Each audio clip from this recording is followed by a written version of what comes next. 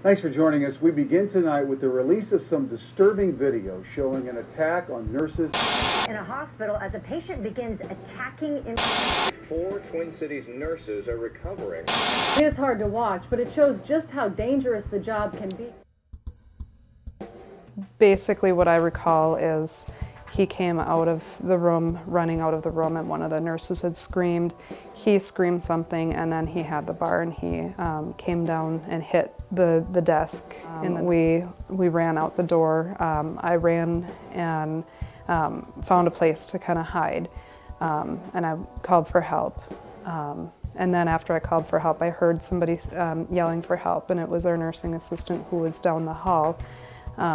And he was still there. He had hit her several times.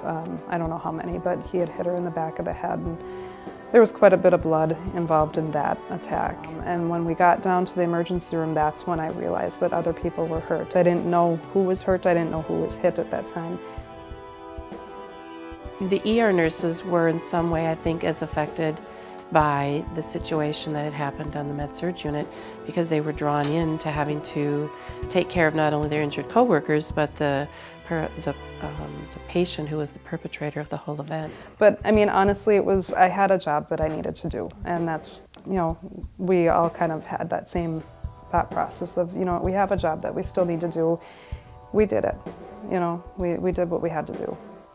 Nurses are attacked. Nurses have violence of all different spectrums every day, every shift. They could be from just spitting to hitting, kicking, biting.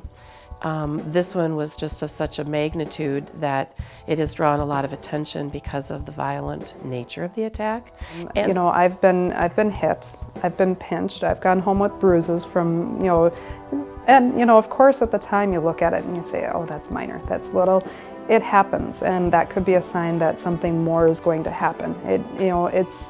It might be happening to you right now, and it might seem little. It might seem like, oh, they just pinched me because they were nervous. It could be a sign that something more could happen. So talk about it. Talk about what's taking place. That all workplace environments need to have a plan, call it whatever you'd like, but a plan that in the event a nurse or healthcare worker is feeling threatened by a patient and or their family member, they have it in their mind, what will I do? What is step one in response to that? And that they have some reasonable assurance that the plan has been thought through and is prepared by the facility and will be effective. Nurses face difficult situations on a daily basis. Nurses need support from their legislators. Nurses need support from their hospitals.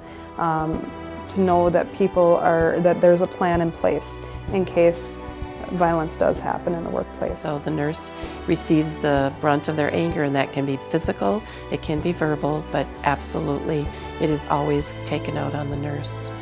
That's why we need to stand up and say no more. Well, I'm willing to go to the legislature. I'm willing to be a mouthpiece. I do feel that if what happened to us becomes the forefront of nursing, it's going to definitely be a deterrent to people that are going to want to go into nursing. And I don't want people to be deterred because it's a very rewarding career.